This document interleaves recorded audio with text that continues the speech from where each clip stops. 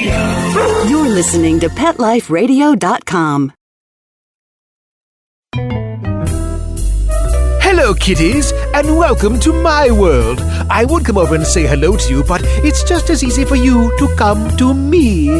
Yes, come in. You've come to the right place. This is where you'll learn everything there is to know about your furry feline friends. I'm talking about cats. Yes, I know, we are positively perfect pets.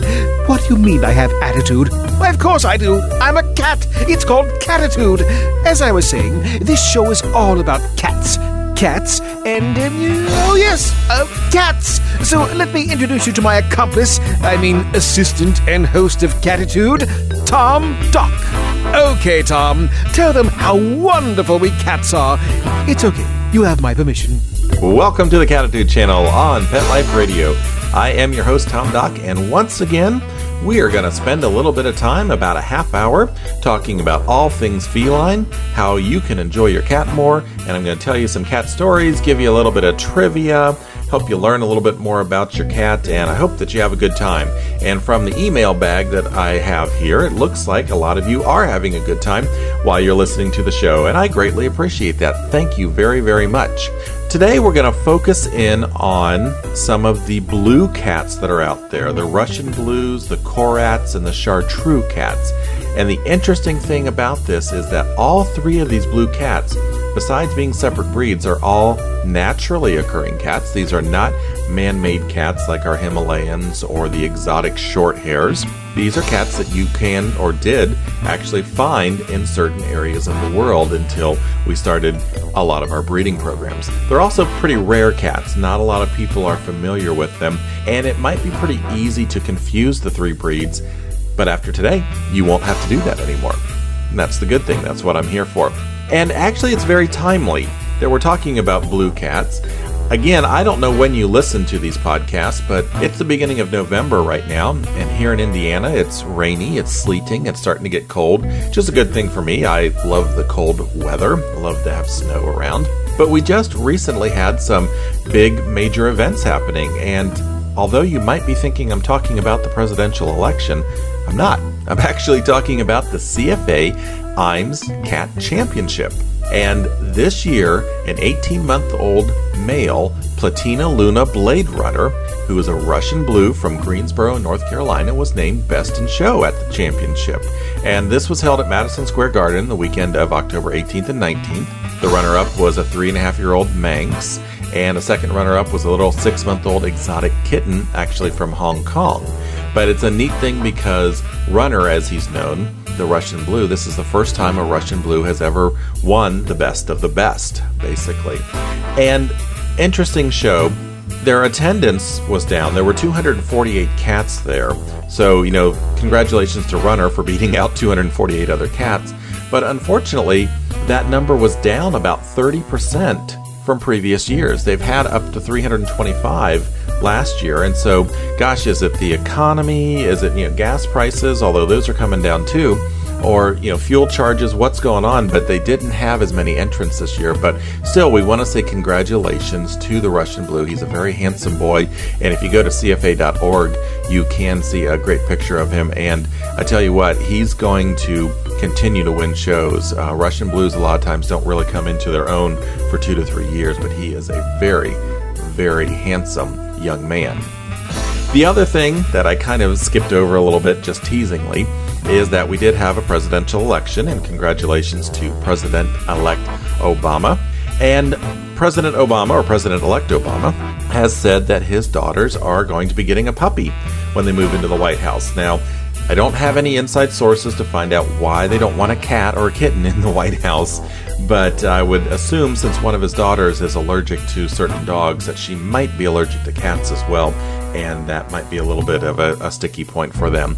But I started looking back at all the different cats that have lived in the White House, all the way from Abraham Lincoln and his first cat, Tabby, who is the first recorded White House cat, up until present, and I found something very, very interesting. That if you go all the way back to Gerald Ford, which is about 30 years now, because Gerald Ford was president from 1974 to 1976, there's only been one president in the White House who has not had a cat. And again, we're just going up through our current president, George W. Bush, since President-elect Obama is not in the office yet. So, the 38th through the 43rd president, who didn't have a cat? I think that would be a real good trivia question for today. Once we get the answer to that, we'll come back. We'll start talking about our Russian blues and all the other blue cats. And we'll spend some time talking about how you can make sure that your cat stays safe during the holiday season. And we just got through with Halloween. We're coming up on Thanksgiving, on Christmas, New Year's, all these big holidays. And so we want to make sure that you keep your kitty cats safe. So let's listen to our sponsors, pay attention to them, and we'll be right back after these messages. Ooh, do I hear a can being opened? I believe I smell tuna. Cattitude will return after these messages. That should give me enough time to investigate what's going on in the kitchen. Don't have a hissy fit. We'll be right back. I love cleaning the litter box, said no one ever. Luckily, there's World's Best Cat Litter, the litter that promises less mess with less litter. Only World's Best Cat Litter uses the concentrated power of corn to quickly trap odors in tight clumps. And quick clumping means you never have to chisel or scrape the box. Less cleanup with less wasted litter? That's a litter bit amazing. Save $2 on World's Best Cat Litter. Visit www.saveonworldsbest.com. Let's Talk Pets on PetLifeRadio.com. How dare they open a can of tuna and make a sandwich out of it? I can see why some of my celebrity pals prefer lasagna. Well, anyway, I did manage to grab myself the canary while I was in there. Quiet, bird. We're going to hear the rest of my show, Cattitude. If you behave, I may not eat you. Until later. Okay, Tom, you may continue. And we are back on the Cattitude channel here at Pet Life Radio. You know, I love doing this show so much because not only do I do a lot of research, which is something that is a strong passion of mine, but I just love reaching out to people. And we're going to talk in a minute about some of the questions that are coming in on our email. And please, if you have questions, I would love to try to answer them if I can. You can email me at tom@petliferadio.com, and we'll certainly try to answer your questions. But please feel free just to drop us a line. Let us know how you're doing, how your kitties are doing. Send us some pictures. We love those. I'm going to talk about that in just a minute. And also let us know what's going on around your neck of the woods with cats in that area. Before we get moving here, though, we do have to answer the trivia question. I asked everybody who, going back to Gerald Ford, which president did not have a cat in the White House? And the answer actually is George H.W. Bush, our current president's father. He is not listed as having a cat in the White House, very interestingly enough. Gerald Ford had Sean, who was a Siamese, and of course we've mentioned Amy Carter. Her father, Jimmy Carter, was the president. She had a Siamese, Misty Malarkey Yin Yang. Ronald Reagan had Cleo and Sarah, who were tortoiseshell cats. Evidently, they had several cats around the White House because it says several unnamed cats. And of course, everybody remembers Sox Clinton, and he had his little friend Buddy along in the Clinton White House. And then we go to our current president, George W. Bush, who had Ernie and India Bush. So lots of cats in the White House, and I know that President-elect Obama is talking about getting a puppy, but, you know, maybe he'll think about a cat too. I think it's a good tradition to have a cat in the White House. Alrighty. I want to say hi to a couple people out there. First of all, my friend Elizabeth Deering. Elizabeth has written me before. I think maybe you've heard that. She's from Ohio, and she got a little Siamese kitten from a shelter not too long ago. Well, that little Siamese kitten, Elliot, has grown up and is a very handsome young man. He looks like he's a very light-colored, almost a red point, a flame point Siamese, very, very light-colored. You can see some tabby markings on his tail. Obviously, I'm looking at a picture of him right now, but he definitely has an older foreign body shape, but just a very handsome young man. Well, he's got a new friend now, and his friend's name is Simon, and I'm looking at Simon too. He's black and white, but of course both ears are black with a solid black across his forehead with a little bit of white going up between his eyes, and then he's got a little bit of black goatee. Very, very handsome young man. And so, Elizabeth, I hope you're having fun with them, and thanks a lot for listening. And also wanted to say hi to Judy. Judy dropped us a line the other day and said, hey, I heard you talking about animal-assisted therapy on one of your past shows, and you didn't mention cats. Well, we try to mention cats about everything here, Judy, and I know we focused a little bit on dogs with the animal-assisted therapy, but you have a cat named Guido, and Guido is an animal-assisted therapy cat, and he does a lot of work. Gosh, I don't know where Judy said she was from now that I think about it, but he does a lot of work where he lets people pet him and brush him, and that's what animal assisted therapy is all about, is bringing love and life to a lot of people who are shut in hospitals and they can't get out, and maybe they've got learning disabilities or Down syndrome. Guido works with a lot of Down syndrome people. Some of them are blind, some can't talk, some can't walk, but as Guido says, he brings abundacat smiles to their faces and brings them to life, and his mother, Judy, calls him a magical meowster. And so that's just a wonderful thing. We know that our cats can bring such love and life into so many people's lives. And, if your cat is one that might work well in a situation like that, if he's very friendly, not afraid of different situations, contact the Delta Society. See if you can't find out if he can be temperament tested or be taken into the local hospital, because people really do love that kind of stuff.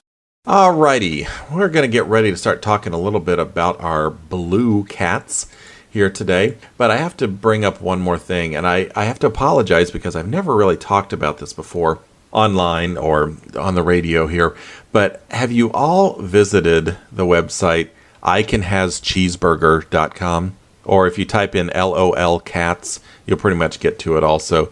This site is absolutely amazing. It's got so many pictures of cats and other animals in various different, sometimes compromising positions, but it just makes me laugh. And I have to admit, the captions that go along with these pictures, a lot of times I thought, wow, why can't these people spell? Why are they using such bad grammar?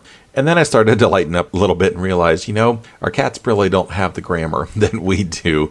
And right now I'm looking at this gorgeous tabby cat who's standing beside a goldfish bowl, complete with goldfish, below a bird cage with what looks like a parakeet in it. It's hard to see from the photo, but the caption reads, seafood or poultry? And of course, both seafood and poultry are spelled wrong, but it's just very, very funny stuff. There's a picture of a border collie and a blue cat walking down a gravel road, and the cat says to the dog, I bet they get all the way to the vets before they realize we jumped out. And just funny stuff like that. So definitely visit, either type in LOL cats into your search engine, or the site is icanhas with an S, cheeseburger with a Z, .com, icanhascheeseburger.com. And again, if you ever need any of these websites that I mentioned, please email me at tom@petliferadio.com. All right, we've wasted enough time here. Actually, we're having fun. That's the most important thing. But let's start talking about the blue cats. We've got Russian blues, we've got Korats, and we've got Chartreux. These are all naturally occurring cats. These are not man-made breeds, which is so exciting to me. These are cats that were found naturally in 3 different areas of the world, and we have not interfered with this breed, any of these breeds, to any appreciable extent. And that's a really, really neat thing to me. You think about exotic short hairs, that we were crossing Persians back to short-haired cats in order to get the exotic short-haired. We are crossing Siamese to Persians to get Himalayans. Well, these are cats that just develop naturally. So let's start talking about the Russian blues first. Russian blues were first shown in London in the late 19th century. It was about 1875. Again, the late 1800s was a very busy time for a lot of the start of this passion that people had for cats, because we were seeing so many new cats and cats with long hair and cats with different markings. And the world, of course, was getting smaller as the steamships came about, and we didn't take so long to get from one place to another anymore. It didn't take, weeks and months. It took most of the time, just a few days. And of course, now with jet airliners and everything, you can get anywhere in the world essentially in a day or less. So back in the late 1800s, or probably about 1860, some sailors, British sailors again, who must have been responsible for bringing cats all over the world, if you've been listening to the show, brought back some cats from Russia, and they were calling them Russian cats or archangel cats. And these were cats from a city that's essentially in English called Archangel, up on the White Sea in European Russia. These cats had a very unique coat, and of course they were blue, so they were called foreign blues or archangel cats. And there are legends that state that these cats developed naturally in the wild and were actually trapped for fur, which is a very interesting thing to me because you don't think about using cats as a fur source. But because they have a double coat, and we'll talk about that in just a second, their coats are very unique and very soft and silky, and people just fell in love with them, again, like any new unique breed that was showing up around the late 1800s.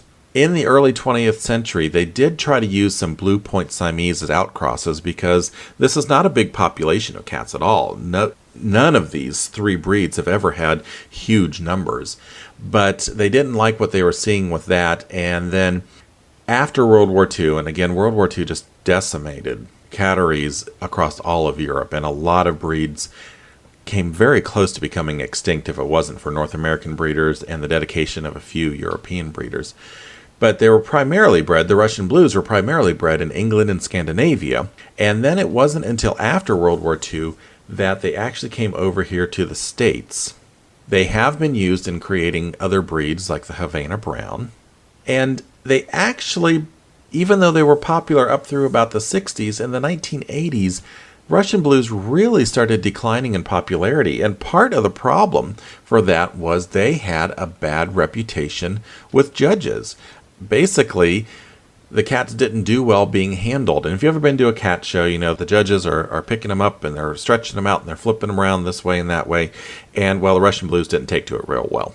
Again, because people are very focused on their breed, some breeders took the opportunity to start breeding a little bit more docility into the Russian blues and help them to relax a little bit. And I'm reading something on the CFA website here. It says that some people played tapes, they put crystals in the cages, used herbal remedies, visualization, and relaxation techniques. I'm kind of picturing a little person, rubbing the shoulders of a Russian blue cat saying, it's going to be okay, you're going to relax, you're going to do fine. But they have done a lot better now, and a lot of the anxiousness, I guess is the best word, has been bred out of the Russian blue, and they do much better in the show ring now.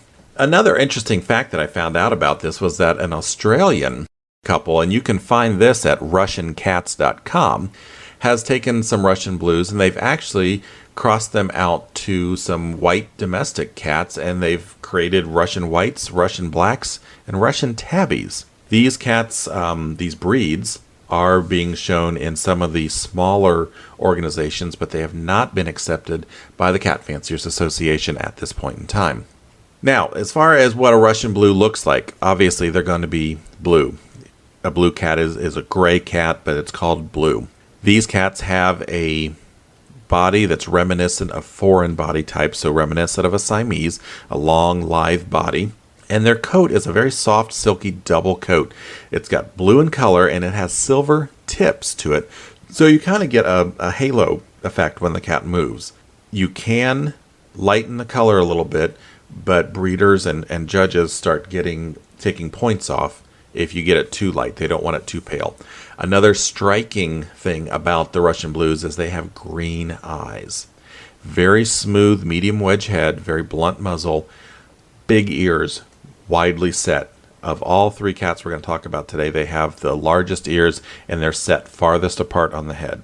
These guys are very shy, they're unassuming, and very quiet, but they do love their families, like most of our cats. They'll be very playful and very affectionate with the family, and a lot of the breeders that I read mentioned that Russian blue is very sensitive to the family moods. If the baby's crying, they try to be clowns. If you are upset, they'll come up and do little pats on your face. Things like that. So they're very popular in Japan. They're popular here in the States, but there's just not that many of them. Again, this is a not very well-known breed. People don't know very much about this breed at all. So hopefully we can learn a little bit more. Now, I just found some numbers here as I'm surfing on the web. In 1965, there was only 117 Russian blues registered. Wow, only 117. a total of 14,000 from 1966 to 2000. But they are going up, and of course, with Runner winning the championship this last year, I'm sure we'll see some numbers going up as people find out how wonderful this breed is. They are very healthy cats, and again, that probably goes back to their background of being kind of a wild cat. They have minimal grooming needs and no known inherent genetic problems. So I think that you probably will enjoy learning a little bit more about the Russian Blues. And again, visit the CFA website, go to their homepage and go to news, and you'll see a picture of Runner. And again, he's just a very, very handsome young man, and I'm sure that he's going to continue to do well over the next several years. The next blue cat that we want to talk about is called the Korat. Korats are from Siam, which is now known as Thailand, so you would think that they probably have a look reminiscent of Siamese, and to a certain extent they do. They are also known as the sea sawat, and that stands in Thailand, or that translates in Thai, as color of the sawat seed. They are known to be very lucky cats, and in fact, they are often given in Thailand in pairs to newlyweds because they're symbols of good luck. This is an ancient breed too. It was actually mentioned in the Cat Book Poems, which was published sometime between the 14th and 18th century. So they've been around for quite a while. And according to the pictures that are in that book, the drawings, I guess is a better way of putting it, and pictures of the Korat now, these cats have not changed at all. And I think that is just a fantastic thing, that here is a breed that we have not adulterated in any way. Now, they didn't actually show up here in Western society until about the 1950s, and they actually came here to the United States first. There were two siblings, Nara and Dara, who were the first imports here in the United States. The breeder was Jean Johnson. She got these two and started Cedar Glen Cattery, and basically started developing and working with the Korat breed, and she's very responsible for where the cats are now. They were then taken over to Britain in 1972, and of course became eligible for championship status in the CFA in the 1980s. These guys have a little bit heavier body than the Russian Blue. In fact, it's been described somewhat like a bodybuilder, so it's kind of semi-cobby. Don't think about your big Hemis and your big Persians, somewhere in between that foreign body type and the cobby body type.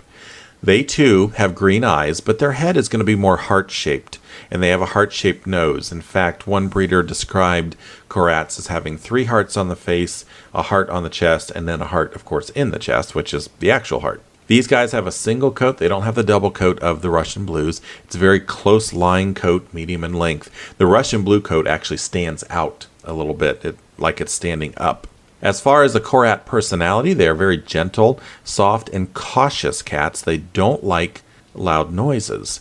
They are said to make very strong bonds with their owners, and I kind of think, we think about our Siamese cats and how much they bond with their owners, and I just kind of wonder if somewhere way back in antiquity, the Siamese and the Korat came from the same stock, basically. We'll never know because it's so long ago.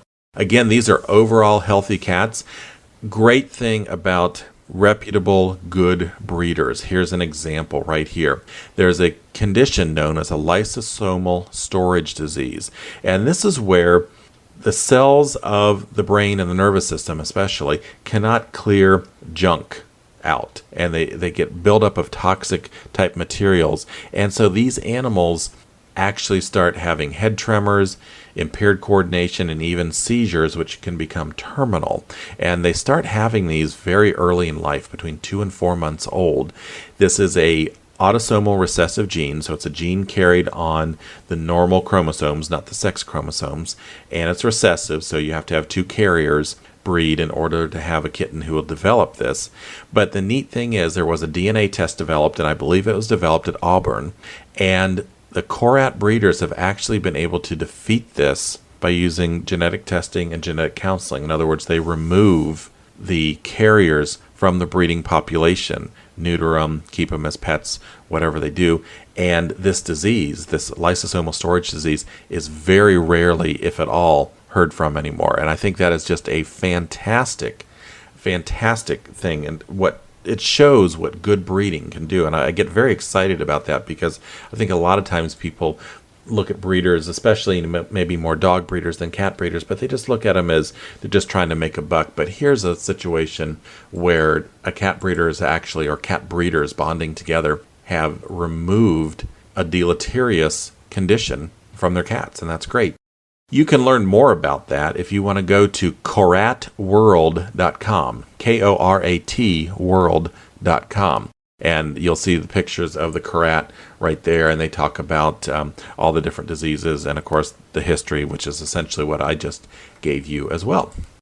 All right, and finally, our third breed that we're going to be talking about today, the Chartreux, and this is a French cat. Now, the legend, the history of this one is that Carthusian monks were breeding these cats, but here in the 20th century, the head of their order, which is very declined since the Reformation, the head of these monks has basically said, no, we never did that. Sorry, it wasn't us. And there has been notes way back as far as the 1500s of these cats being around. And so the theory now, the legend now, is that they were actually named because of their coat type, which is kind of woolly. It looks like a Spanish wool, and that's from that area, and so they were called the Chartreux instead. They were advanced to championship status in 1987 after arriving here in 1971. And if you remember, like some of our cats we've had in the past, all the kittens who are born in a given year will have names that start with the same letter, and that's a little thing that the Chartreux breeders are doing. For 2008, I believe the letter was C, and they leave out several letters. You know, they don't try to name kittens with K's or X's or Y's or Z's, things like that. So I think it was C for 2008. Now, how do you describe a Chartreux? Well, breeders actually describe them as potato on toothpicks. So you've got this heavy, robust body on kind of medium legs and finely boned legs. And so you can kind of get that picture in your head of potato on toothpicks. They have gold to copper eyes, a rounded head, and a very narrow muzzle. But what makes them very unique, again, they've got a blue color to them, but they have a woolly coat instead of the straight coat of the other two breeds. And this woolly coat breaks at the neck and the chest and the flanks, and it's very reminiscent of a sheep's wool. In fact, they recommend don't brush the cat. Use your fingers instead. Normal petting is going to do all the grooming that this animal needs. These guys are known for being a one-family cat. They'll follow their, quote, owner, whoever they're bonded with, throughout the house. They're very quiet cats, which is another commonality between all three of these breeds. But this breed, there's some cats that people say could even be mute, which I thought was very funny. But a lot of times I think some of these cats just talk at a higher pitch than we can hear. But the Chartreux is well known for making a lot of chirping type of noises instead of the meows. Very healthy cats too. Again, here's a natural breed, no known health issues. There's been no outcrosses allowed. Same thing with Korat. You've had no outcrosses, and the Russian Blues had some Siamese outcrosses way back in their history, but those have been pretty much bred out now. So we're looking at some very unique breeds. Not a lot of people know about them, so you might want to spend some time on the CFA website and learn a little bit more about these. There's another site I'd like you to visit. It's russianblue.info/bluecats/body.htm. This will take you to a site where you can basically compare a Russian Blue to a Korat to a Chartreux.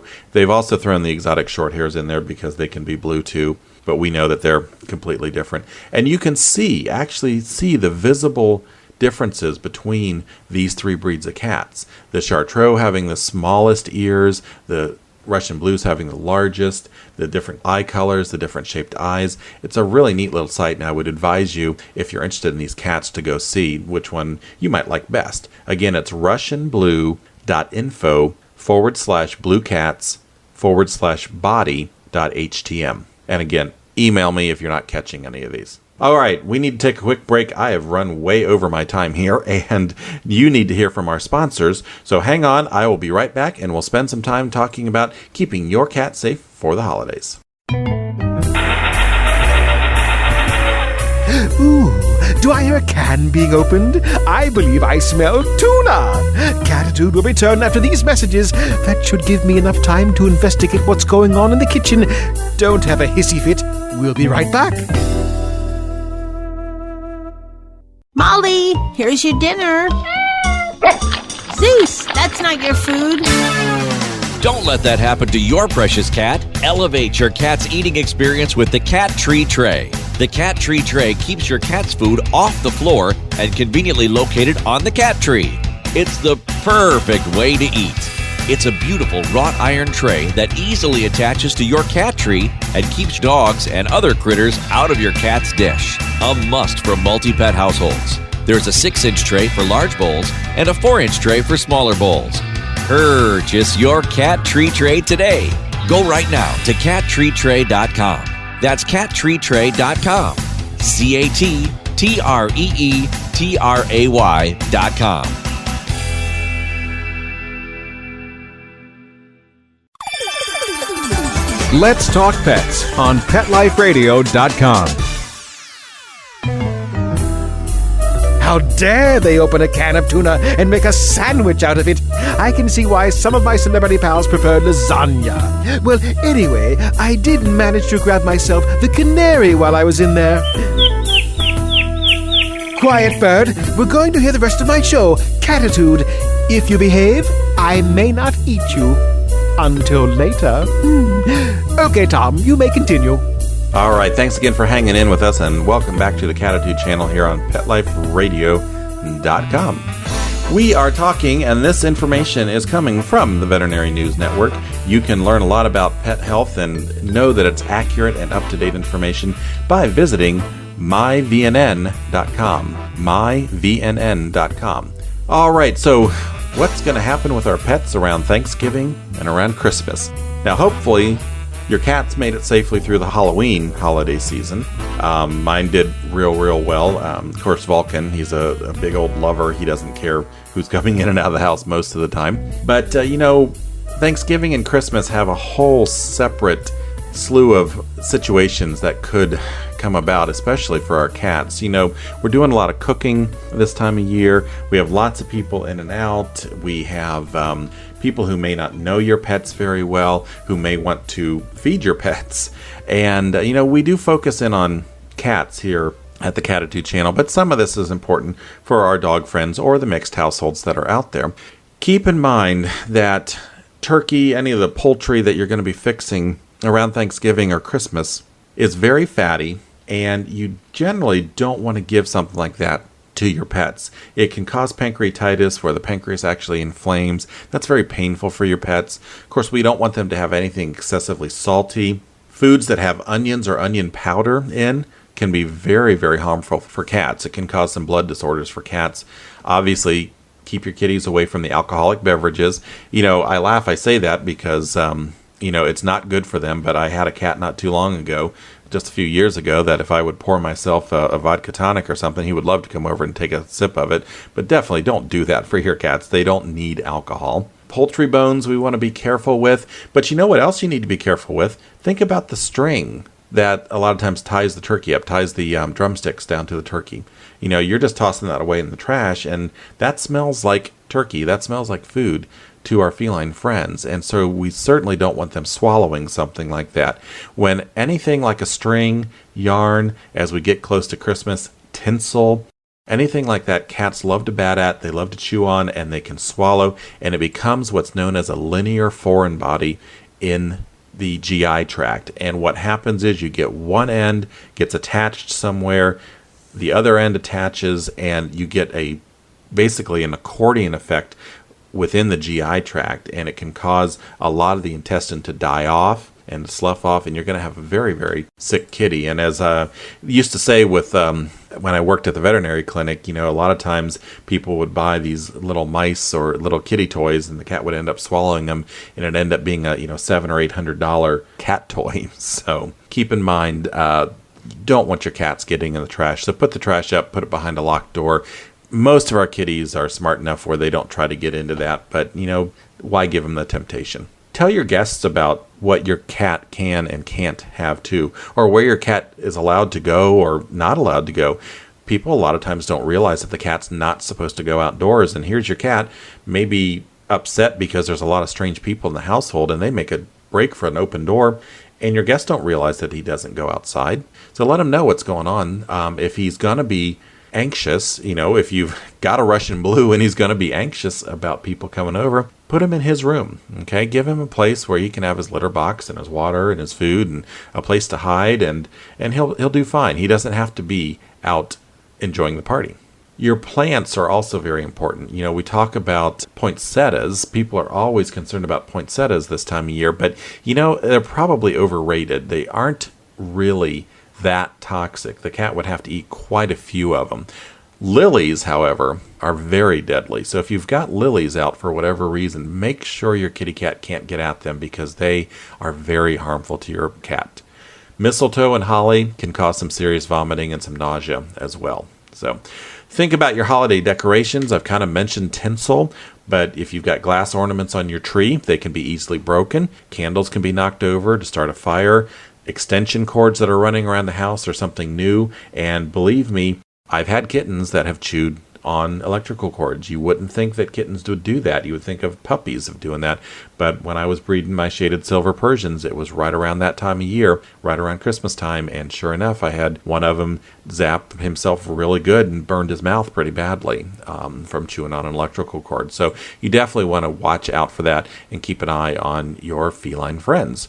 If you've got a live Christmas tree, don't let the kitty drink the water from it. It a lot of times contains preservatives and other chemicals that can make your cat sick. And hopefully you're keeping your kitties indoors, but every once in a while we know people that like to let their cats go outdoors, or maybe just let them go in the garage. Antifreeze. You all know this. Antifreeze is terrible for cats, and the thing that you may not realize is that it may be several days before your cat shows symptoms of antifreeze toxicity, and by that time it's literally almost too late.